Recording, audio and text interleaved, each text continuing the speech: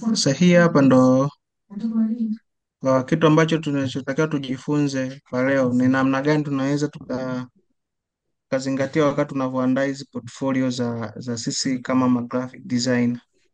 Graphic designer anatakiwa awe na portfolio kama hizi, kama hii hapa, ajue namna ya kuiandaa kuanzia hatua ya kwanza, ya pili mpaka namaliza. Kwa hiyo ni vitu gani anavyotakiwa vizingatie.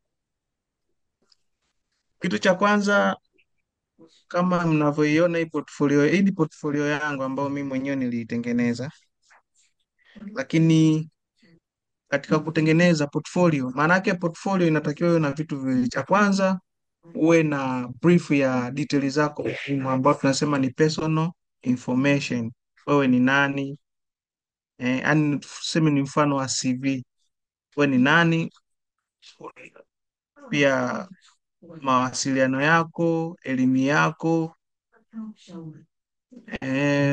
umeshawahi job experience, una skills gani katika fani unayotarajia uende kuomba sehemu fulani, au unataka ushare na nani ili ajue wewe unafanya kitu gani.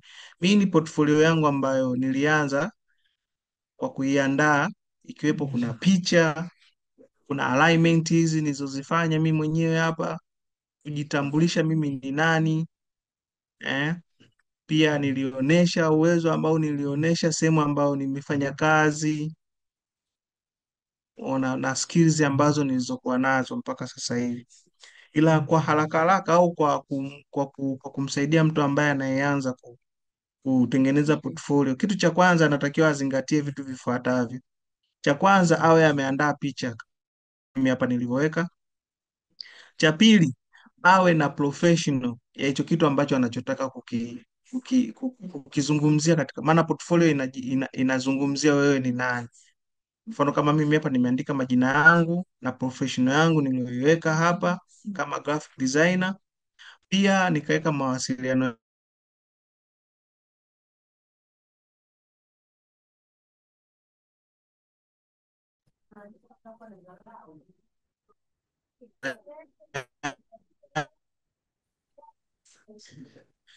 Pia elimu yangu niliweza kuandika hii nani, email yangu nimesoma wapi mpaka sasa hivi, nimesoma wapi. Baada ya hapo nikaweka referees. Baada ya kuweka referees, nikaja kujielezea mimi ni nani.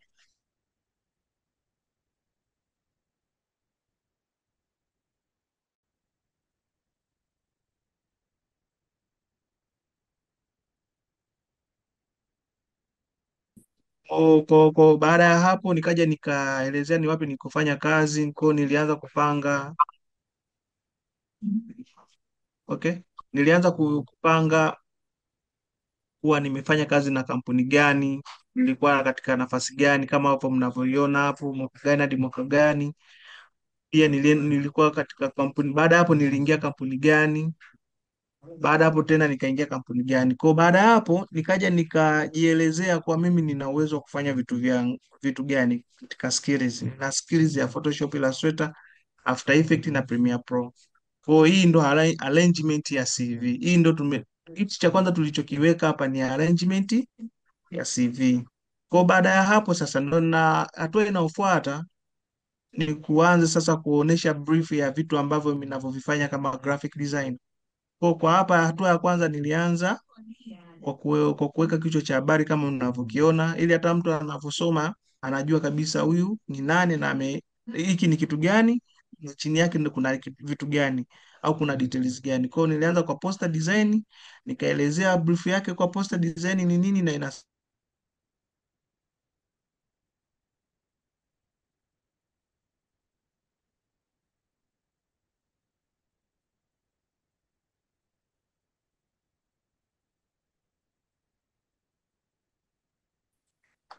Kwa hiyo nilianza ku arrange poster ambazo mimi nilizoziweka katika masuala ya poster design ni kama hizo unavyoziona. Kwa hiyo mimi kwenye A4 moja niliweka poster 4 kama unavyoona, ili mtu hata kama akisoma anaelewa kwa hii ni poster design.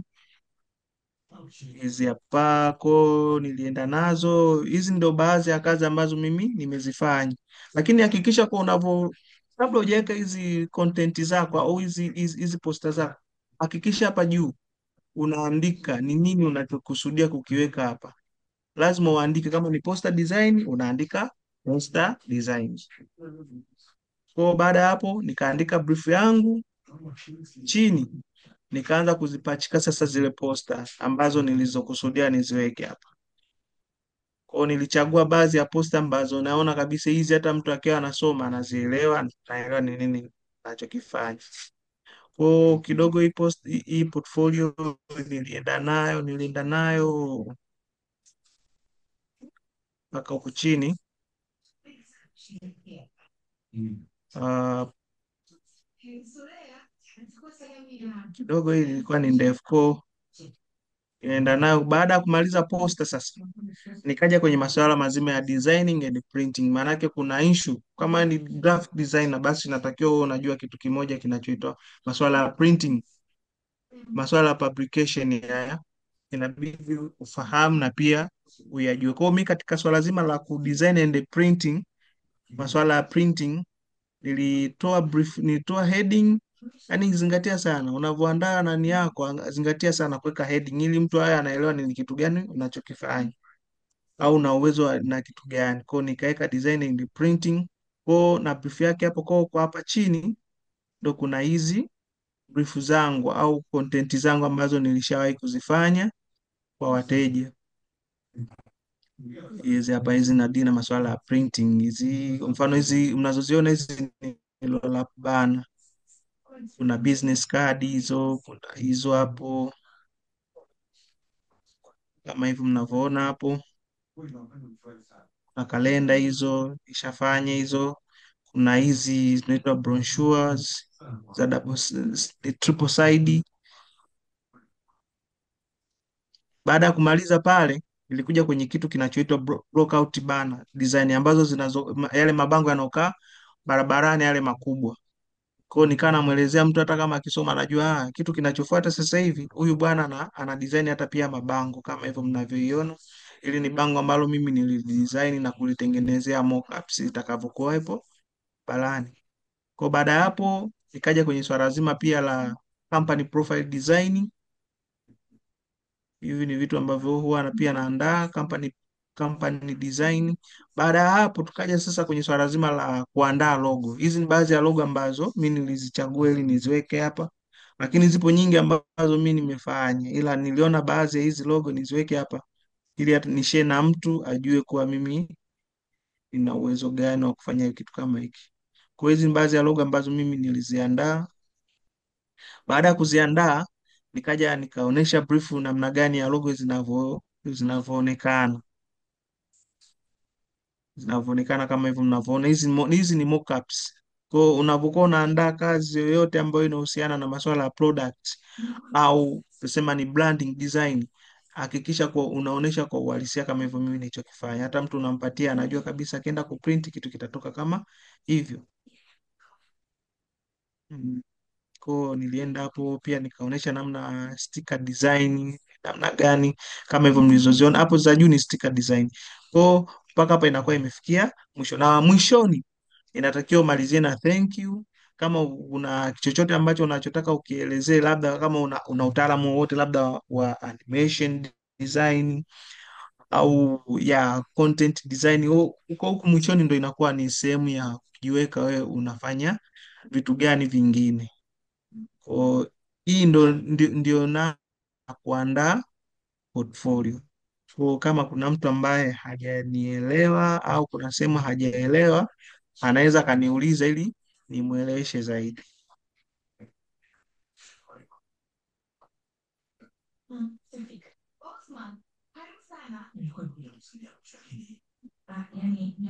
Halo?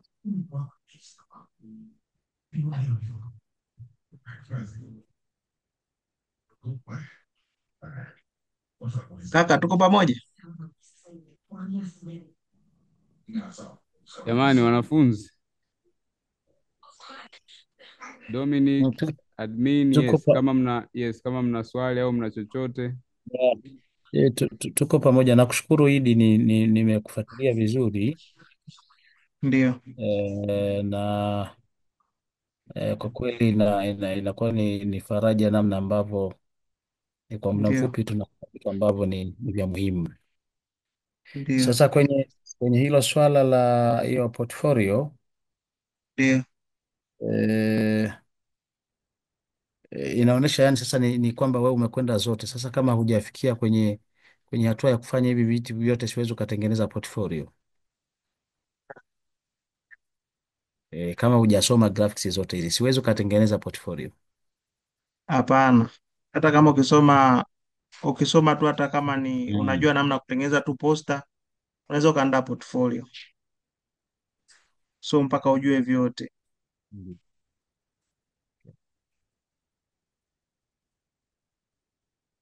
pamoja. Nakusikia vizuri, nimekupata. Kwa yani maanake portfolio haina ulazima wewe mpaka wewe umejua namna ya Ndio. kutengeneza, labda kutengeneza brochure au nini, lakini kama una uwezo wa kutengeneza hata posta tu, unaweza tu ukazipanga hata kama ziko 10 au hata 20. Yani cha kuzingatia zaidi, kwanza, hatua ya kwanza inabidi kwanza uoneshe brief yako, wewe ni nani, una elimu gani, pia umewahi kufanya kazi wapi. Hata kama ushawahi kujitolea, napo ni miongoni mwa experience. Baada ya hapo utaonesha ni vitu gani unavyovifanya. Kama kwa mfano kama mimi hapa, vitu ambavyo mimi ninavyovifanya kwenye skills nafanya katika nafahamu software ya Photoshop, Illustrator, After Effects pamoja na Premiere Pro. Hivi navifahamu. Kwa hata kama wewe unajua Photoshop, utaandika skills yako then kama ni Adobe Photoshop, utaandika Adobe Photoshop. Hichi cha mbele unachokiona hiki kama statistics hiki cha Mm. mbele, au hii nilioicholea hapa, hii ni kuonesha tu kwa kiwango, yaani maana yake kwa kuipendezesha kazi yako, mtu anajua kabisa huyu level ya Photoshop yuko katika level gani, hivyo na anafanyaje kazi. Yaani hii ni mbwembwe tu ili kitu kipendeze.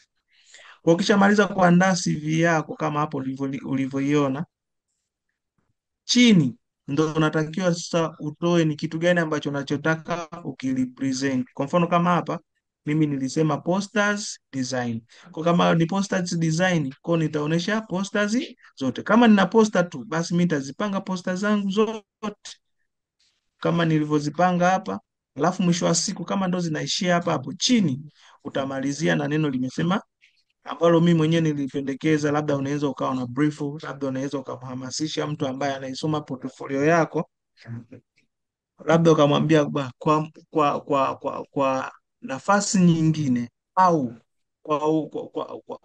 kwa kunifahamu mimi zaidi, unaweza ukatembelea sehemu fulani ili ajue na vitu gani vingine unavyovifanya.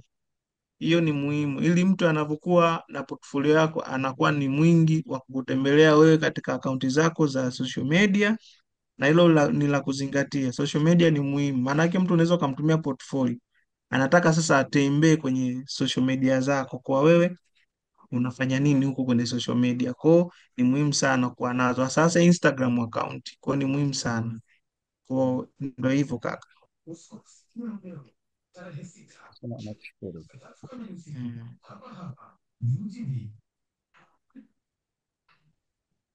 Kwao na pia kama mtu, nitaka niongezee hapa, kama mtu anahitaji kutengeneza portfolio, ah, simshauri sana akatumia Adobe Photoshop, natumia Adobe Illustrator, maanake ni vector program ambapo ukitengeneza kitu kinatoka clear kama hivi unavyoona, hakina chenga chenga wala nini, maanake ile ni vector format. Kama ukiweka post yako inatoka hivyo hivyo, lakini ukitumia Photoshop kwanza ni compress, yani maanake kwa ukisave kitu kitakuwa na MB nyingi, au saizi ya file itakuwa ni kubwa. Lakini ukitumia Adobe Illustrator, kuna program mbili ambazo ni vector program, ambayo ni Illustrator kama unaijua, au unajua kutumia Adobe InDesign. Zote hizo ni vector program ambazo ukizitumia katika kuandaa hizi inasaidia sana. Hata kama una peji 100 inasaidia sana kuzitengeneza na haiwi nzito hivyo. Hata kama kuna swali lingine tunaweza tukashare hapa, tukajua namna gani tunaweza tukasaidiana.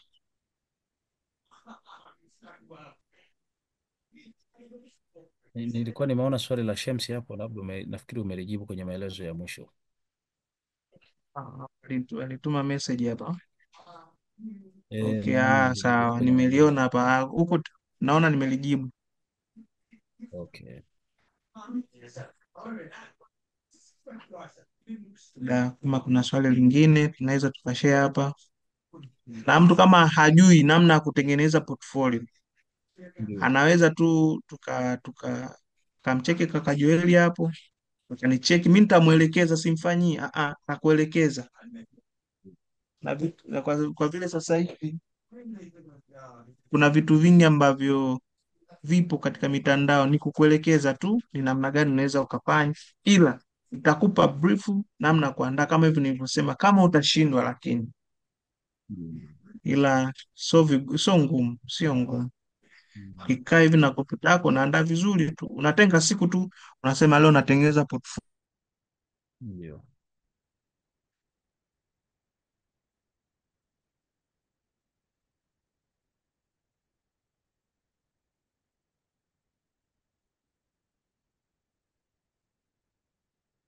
Yaani usione ugumu.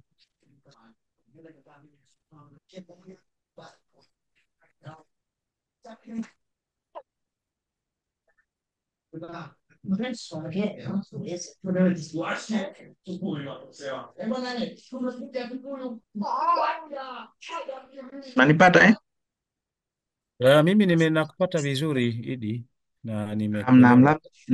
sawa sawa, labda kama kutakuwa kuna swali, kuna suggestion ya aina yoyote, tunaweza tukashare hapa ili Sasa. tuondoe huu utata. Maanake kikubwa zaidi ambacho huwa kinatushinda sisi ma graphic design, kazi inaweza ikatokea, lakini yule ambaye anahitaji graphic design akasema bana, naomba portfolio yako, usije ukashangaa mtu anakuambia naomba portfolio yako, hawezi akakuamini kwa mdomo. Anataka kwanza ahakikishe kuwa wewe unaweza kufanya kitu hicho Okay. wanachokikusudia wenyewe.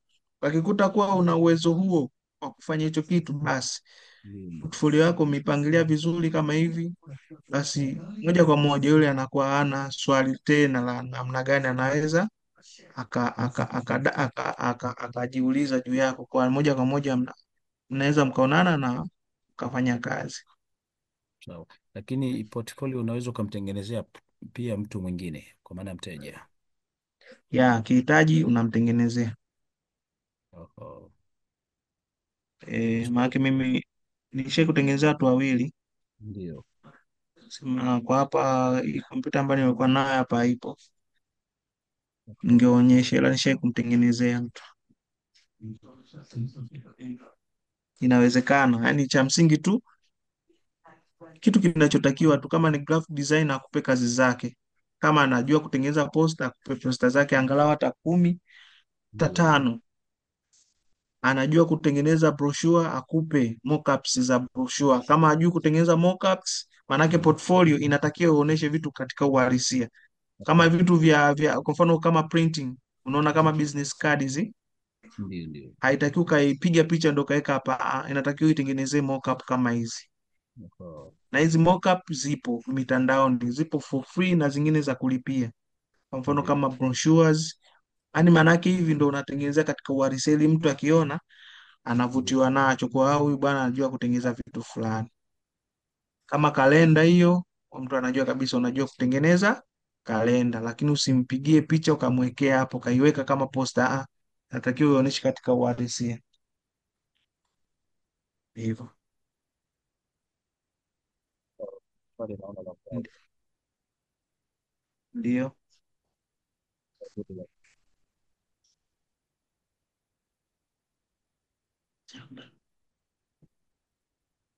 kama kuna swali pia lingine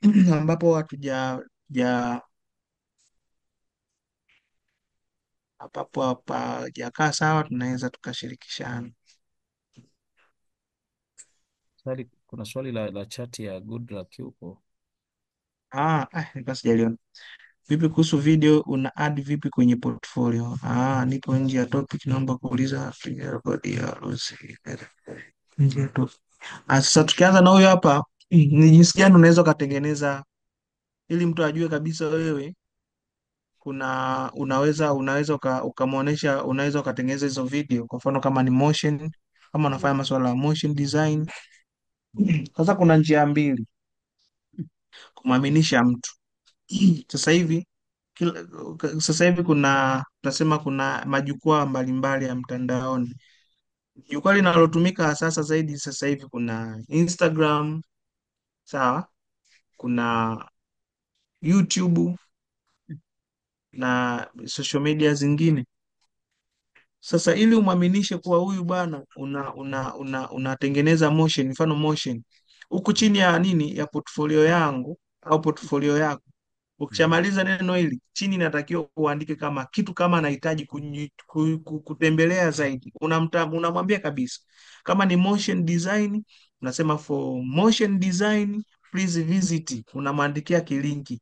Kama ni YouTube, unatumia YouTube jina gani, unaandika kwa chini, unaweka na icon ya YouTube kama hivyo nilivyofanya mimi, ili mtu akishaenda kigugo huku anajua kabisa huyu bana anafanya vitu hivi. Lakini kusema portfolio ya nini ya video animation zipo, kuna website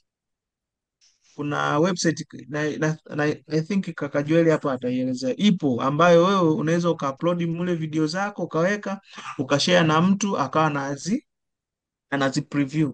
Lakini kwa mtu wa haraka haraka, ili asiende wapi wapi, kwa vitu ambavyo vilivyozoeleka ni Instagram pamoja na YouTube, unaweza mtu ukamwelekeza huko na huko, kwa hiyo wewe umehakikisha kabisa hizo video zipo, ili mtu akishampa maelekezo, kwa mfano kama ni Idi Creative at YouTube, kwa akienda kule anaiona, anakuta vitu vyako. Kuna swali lingine hapa, nipo nje ya topic, naomba kuuliza, utengenezaji wa kadi za harusi unaweza pia kuweka unaweza ukaweka. Wewe si designer, maanake wanataka uoneshe kuwa wewe ni vitu, unaweza ukaweka vyote. Sasa inategemeana kwanza na huko nakupeleka kwa, je, wana uhitaji huo wa kutengeneza hizo kadi za harusi? Kama unatengeneza kadi za harusi na ziko more attractive, unaruhusiwa kuweka, hata kama ziko vipi, unaruhusiwa kuweka. Cha msingi ni kuonesha kwa wewe ni vitu gani na vitu gani unaweza ukavifanya, unaruhusiwa kaka.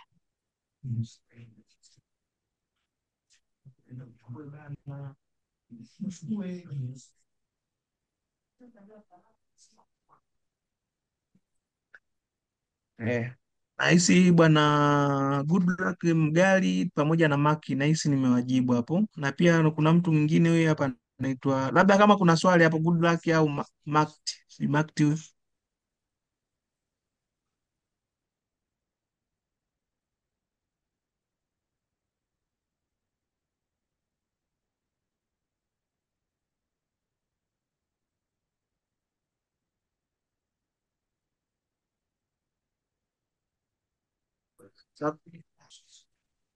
Labda kama kuna mtu yoyote ana swali, kabla sijaenda kwa huyu Lidhioni.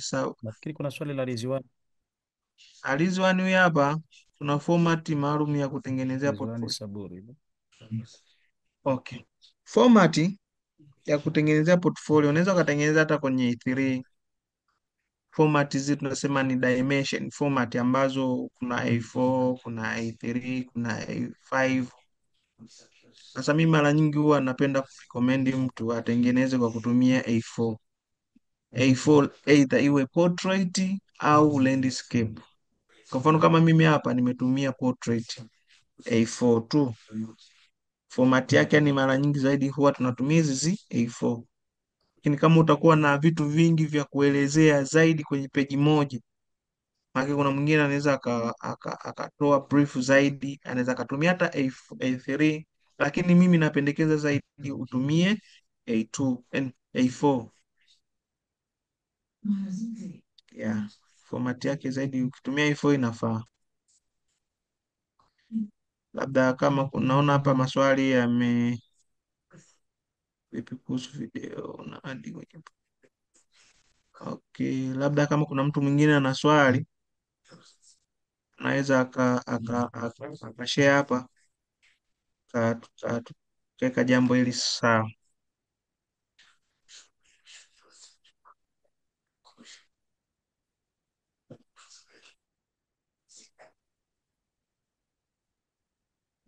Kuna mtu mwenye swali?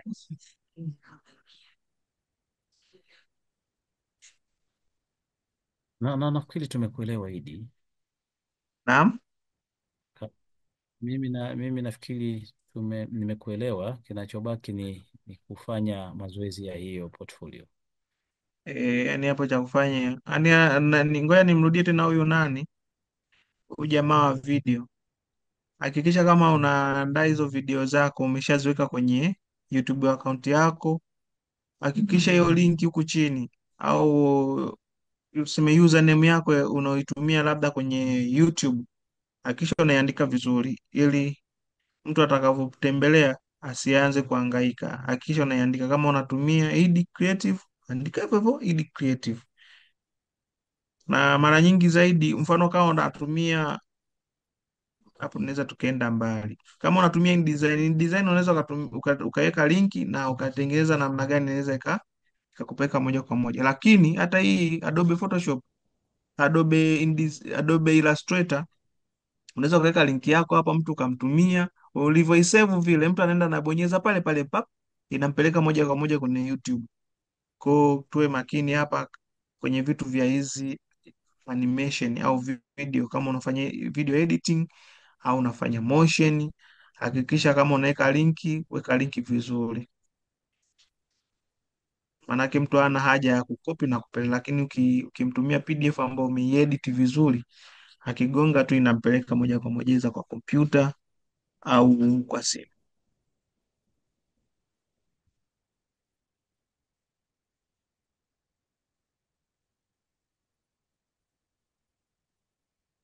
Huyu anauliza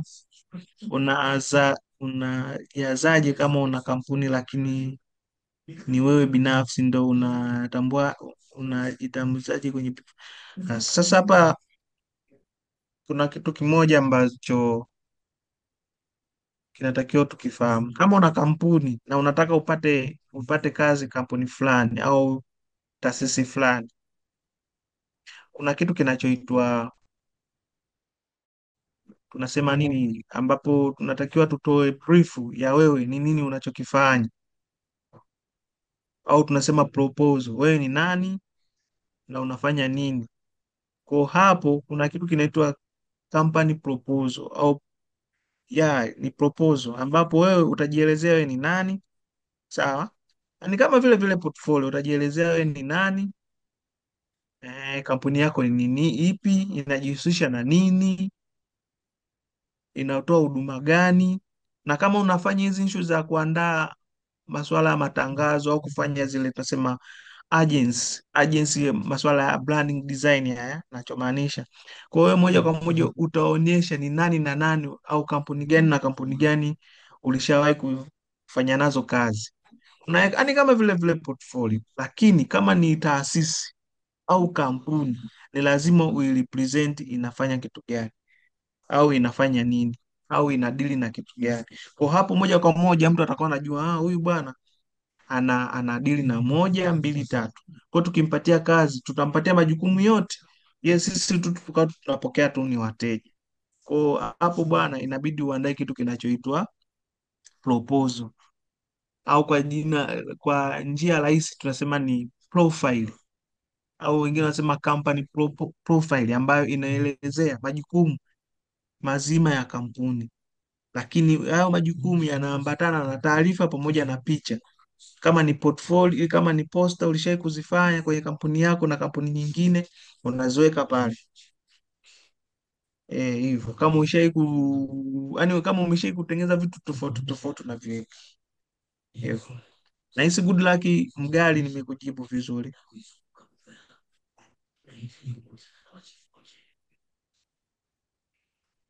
Good luck, tuko pamoja.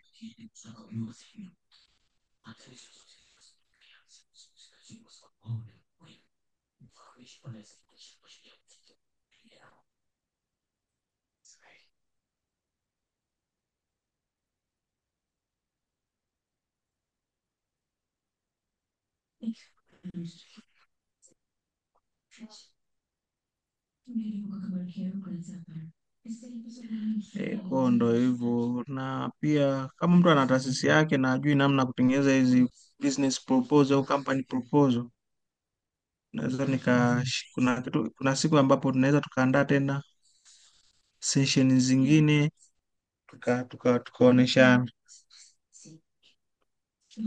namna gani unaweza ukaandaa proposal, na mtu ukimpelekea aidha ni kampuni, anaweza akakupa kazi kwa kukuamini kwa sababu umemwaminisha.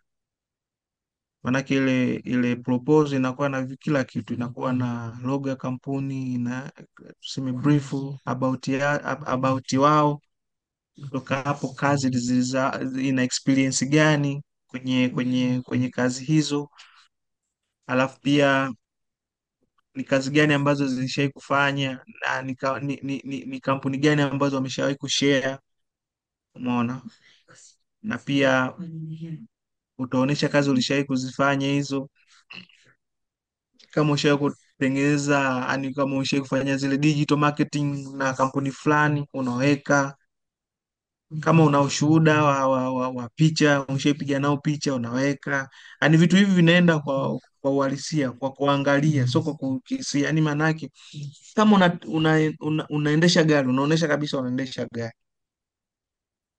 Kwa ndo hivyo, kwa mtu ukishajua vitu hivyo kwenye masuala ya kampani, namna ya kutengeneza portfolio ya kampuni, huku tunaziita ni proposal ya kitu fulani. Yani tunasema proposal yangu mimi kama kampuni, na unakuwa tayari umeiandaa iko ofisini. Proposal yangu ni hii, nikienda kampuni fulani watanipa kazi. Kama ni mtu binafsi unatafuta kazi kwenye kampuni ili uajiriwe, basi moja kwa moja unatengeneza kitu kinachoitwa portfolio, ambacho kimeambatana CV na kazi ulizozifanya.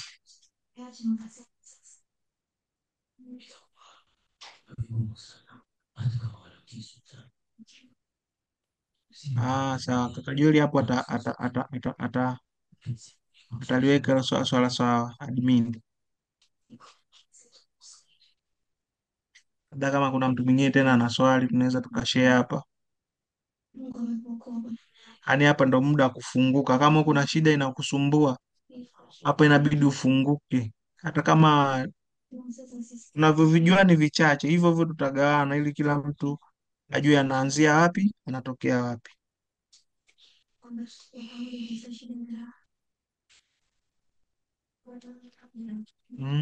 Na mtu ana swali hapo?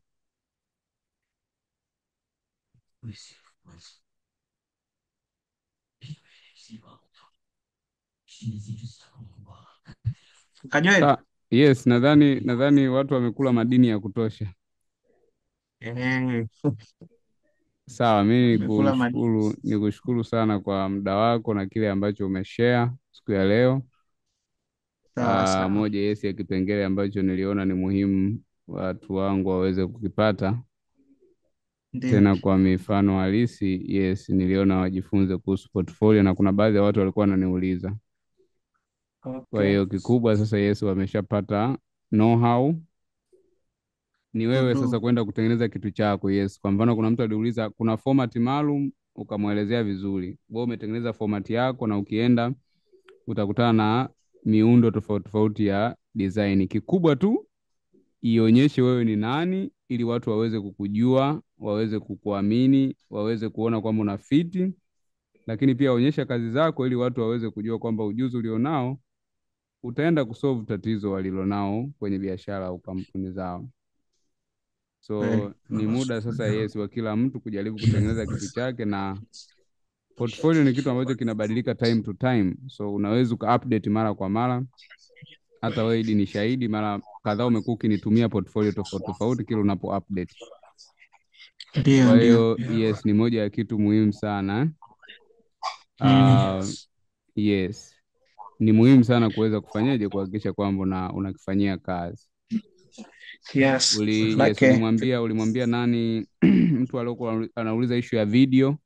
Kuna website inaitwa Behance. Unaweza ukatumia ku upload video zako. Actually ziko video za nyingi, lakini Behance ni famous zaidi na inamilikiwa na kampuni ya Adobe. So unaweza ukatumia Behance kwa ajili ya kuupload videos, hata hizo posters na nini unaweza ukaupload huko. Kwa kikubwa tu yes, ni kwenda yes, kuleni kuona inafanyaje kazi ili uweze kuweka content zako, lakini kwa urahisi zaidi watu wetu wengi ukishare document ya PDF ni rahisi ndio, zaidi na yeye kushare zaidi na kuifungua kwa utulivu kwenye kompyuta ili aone kwa pamoja vitu vyote. yes, Inamrahisishia zaidi mtu na inakuwa rahisi. Hata kama mtu ni layman vipi, ukiambia mtu mtumie linki, mtu mwingine anakuambia mara bando, mtandao unasumbua mara nini. Ingawa kweli, unaweza ukaamua kuwa nazo option zote. mbili, Yes, kwa mimi nakushukuru sana sana sana, na ndio, umetumia vizuri maelezo uliyotoa na umejibu maswali yote na watu wamekuwa satisfied. Otherwise session nyingine kama unavyosema, kama kuna watu wenye kampuni, na mimi napenda ndio, watu wawe na ndoto kubwa hivyo, yaani mtu asifikirie kuwa freelancer miaka yote. Fikiria kukua, yes, fikiria kuwa ni mtu mwenye biashara kubwa, fikiria kushirikiana na watu wengine, fikiria biashara yako iwe na idara na watu wengine wanafanya kazi, mnatengeneza fedha. yes, Kwa hicho ni kweli, kitu ambacho naona ni kikubwa zaidi. So otherwise sana, vipi kwa ambaye hajapatia kozi ya computer au graphics katika chuo kinachotambulika hana cheti? Cheti ni muhimu, kinaweza kikakusaidia, lakini kwa kiasi kikubwa what really matters ni skills. Kwa hiyo kwa kiasi kikubwa ndio maana hapo hakuna sehemu yoyote ambayo Idi kwenye maelezo yake alionyesha vyeti. Ameeleza tu kwamba alisoma, alijifunza na hiki ndio ninachoweza ndio, kufanya. Na hicho ndio kinachomata sasa hivi duniani. What do you know? Unaweza kufanya nini? Na ndo kwenye masuala ya design kwa kiasi kikubwa kinachomata ni uonyeshe unachoweza kufanya. skills, Uonyeshe uwezo. Yes. Kwa hiyo wala usihofie kwamba eti mimi sijasoma kwenye chuo kinachotambulika. Kikubwa tu watu wataona na uwezo wa kudeliver. Wakishaona na uwezo wa kudeliver, you are good to go. yes, Yes. Otherwise sasa labda unataka kwenda kuajiriwa serikalini, taasisi kama hizo huwa mara nyingi zinaweza zikademand issue ya vyeti. Lakini na wenyewe kwa kiasi kikubwa sasa hivi yes, ni wanaamini zaidi na kufanya watu kwa kutegemeana na nini, na skills. Hilo swala la ajira serikalini lipo. Ndio. Kuna jamaa yupo Ndio. ameajiriwa hapa hii Wizara ya Elimu pale, Ndio.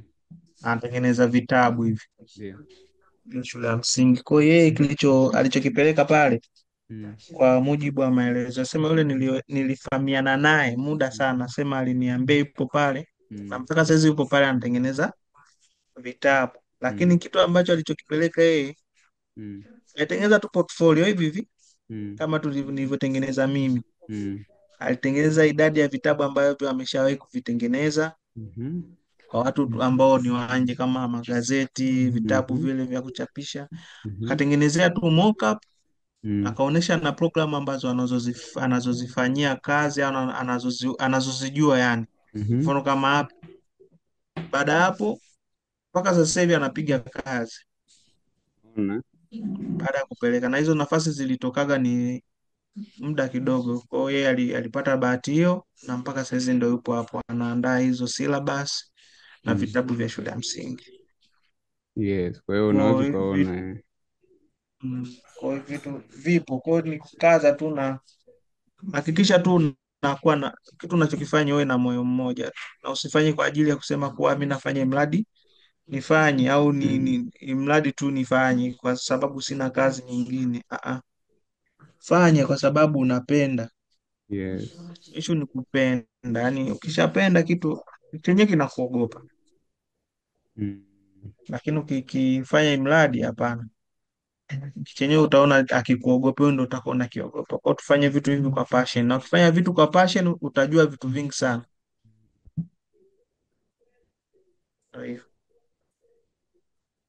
So I hope Bidi hamna maswali mengine na hakuna challenge yoyote. Nadhani tunaweza tukamaliza live yetu.